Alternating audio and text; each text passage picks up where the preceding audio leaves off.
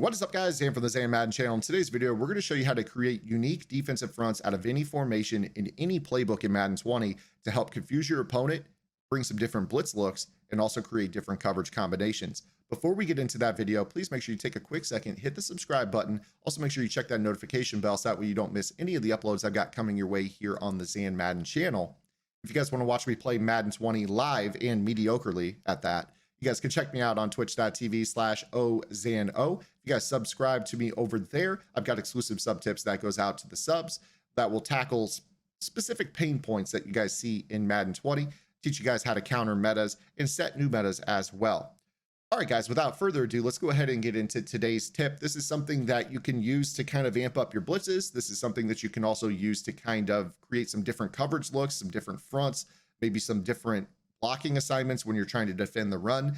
It's up to you how you want to use this tip. I'm just here to show you that it is something that is available to you. So don't necessarily take today's tip as being a money play or whatever. Take it as a tool that you can add to your toolbox, and you as the craftsman can go ahead and kind of conjure up whatever you want or create whatever you want.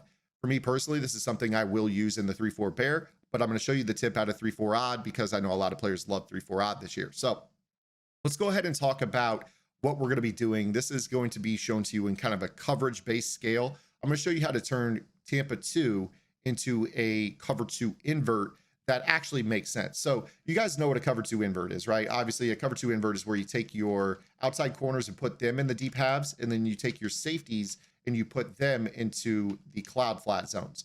But this is pretty much what it looks like, right? If you wanted to run this, you know, you end up with the safeties being too high. You end up with the outside halves being low. You know, if you press, one of the safeties walks down. But overall, you've got to go to a lot of different click-ons. You got to move guys around. You bring them low.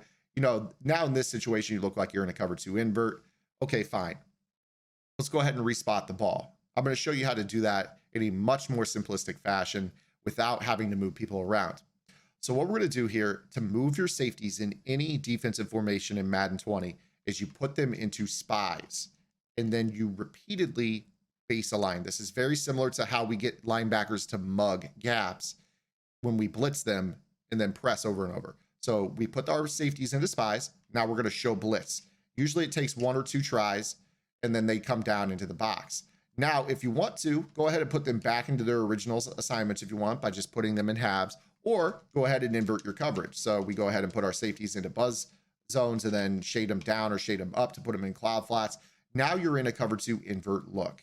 And you see here, I could also flip the formation to flip which guy's rushing. If I want Khalil Mack rushing off the edge, that's great. If I want Leonard Floyd coming off the edge, that's great. It does not actually impact who moves on the play. So that makes it even better, is that you could flip your play without moving the safeties back to their original spots. So that is the base tip for this. Now it is up to you how you want to kind of think about it and lab with this, because as you think about it, we could very easily bring some insane pressure. I mean, I could just go ahead and blitz off of both edges. This is a 7-man rush, you know, and we got this unique look that, you know, should bring double pressure or whatever. You know, we snap it, you get free runner off the edge, whatever. That's simple. That's just simple math. How many blockers versus how many rushers? It's really not that complicated.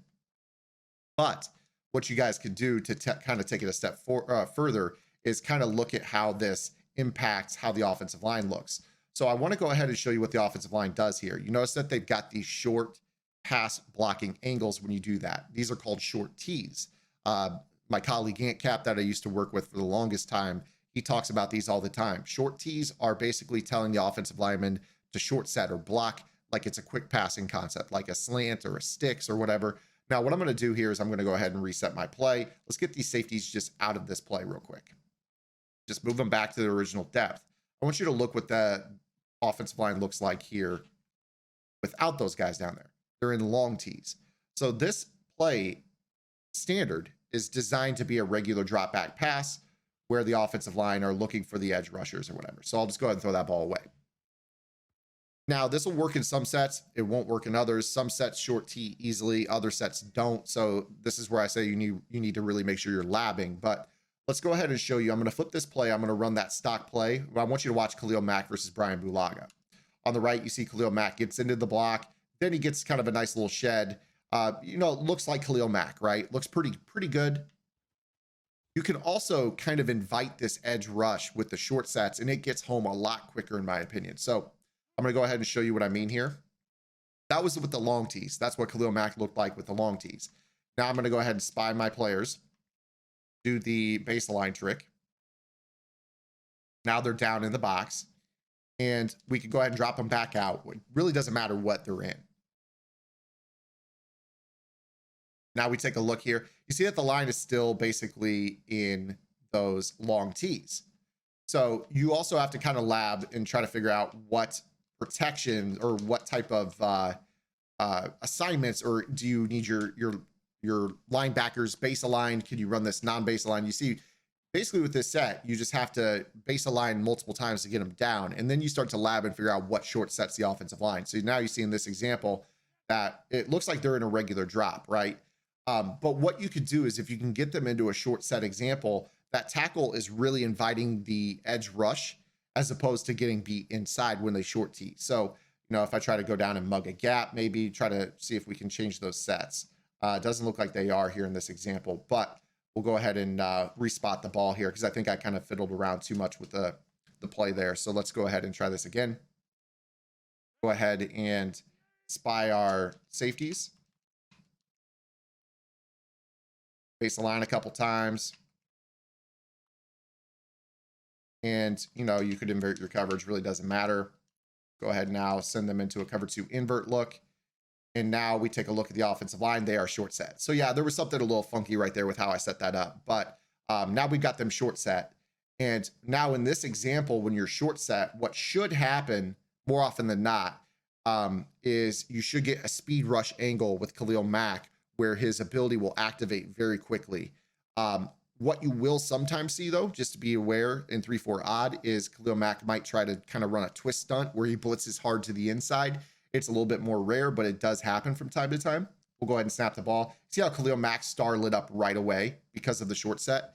That is what we're looking at there in that example.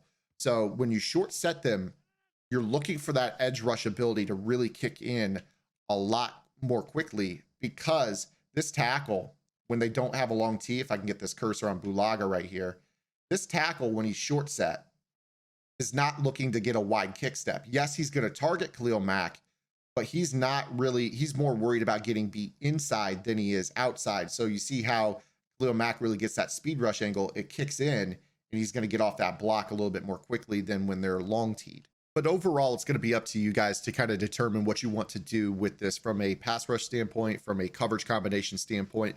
But I also want to kind of open your eyes to the fact that this can create different blocking changes when you're facing some of the more problematic runs in the game. So the Packers have a stretch looky here. Let's go ahead and call that, for example. Let's say that we're in the 3-4 odd cover 4 drop show 2.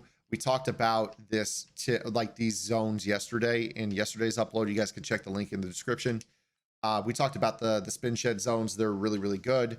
But you see how this stretch looky still gets kind of loose. I'm not controlling the computer, but you see how, you know, it's getting to that second level, right? Pretty consistently, it's going to get to the second level, even against those spin shed zones, just because of it's a mass situation. We're getting the edge. I know that, you know, Williams is not the fastest guy in the world, but you see that the blocking looks pretty good against this set, and we're able to kind of get outside and a much faster running back. If you're playing Mutt, that's a big run, right? So let's go ahead and use this tip to try to change how things work. So what if we were to go ahead and spy that safety and base align, get him down into that gap? Now all of a sudden that's a different guy that they have to block. They go to this same run, and look how things change. Now all of a sudden our purple zone that does all that block shedding we talked about yesterday is back in action. He's not eating that double team anymore. So, you know, this is something where I really honestly feel like you should not hesitate to start using this just to create extra blockers. I mean, this is a way that you can kind of mug the gaps without getting your linebackers into a situation where it's easy to block them. So now you can see that you have these linebackers free to flow to the football, and we're able to kind of get those spin shed animations. Again, going back to yesterday's video. So again, guys, this is more or less a conceptual tip. This will work out of any formation. Again, I haven't done much labbing in terms of, you know, trying to, let's for instance, take a look at the Big Dime 146. We all know the Big Dime 146. Everyone loves to run the show everyone blitz meta, right? So You guys all know what the DB sting looks like. So let's go ahead now and do a little trick here. Rather than sending those linebackers down in the gap, let's just say that we want to do something creative with the safeties. Now all of a sudden we got a situation where these safeties are stacking there off the edge. We can kind of create a double contain rush with our safeties now. So now they're in a spot where it looks just like the DB sting. You got this blitzing linebacker. Of course, you wouldn't just run cloud flats or whatever, but you can invert your coverage and kind of lurk the middle of the field. Now we're in a spot where they blocked out running back. We're, trying to get the pressure, whatever, right there. That contains just freezing up. Again, this is what I'm saying. I haven't put in the crazy lab work, but you can see that when you do this out of the formation, those safeties walk down and they're giving you looks that are, going to allow you to do different things. Now that's going to segue into tomorrow's tip, guys. Tomorrow's tip, I'm going to show you something that you're going to be able to do to disguise the coverage. This is going to be something that's going to really confuse your opponent. So please make sure you guys hit that subscribe button. Tomorrow's tip, I really love this against passers. This is something that just absolutely confuses them. They see squiggles every single time they drop back, as I've mixed it in a little bit more later in the year. So tomorrow's tip is going to be kind of on the heels of this one. Hopefully you guys enjoyed today's tip. Hope you guys start using your safeties to do some different things with your defense with this tip. Even if it's just dropping them back in coverage from different spots, it's something that should improve your defense. So let us know what you think in the comments, and I'll see you guys tomorrow. Until then, this is Zan. Get in the lab and good luck.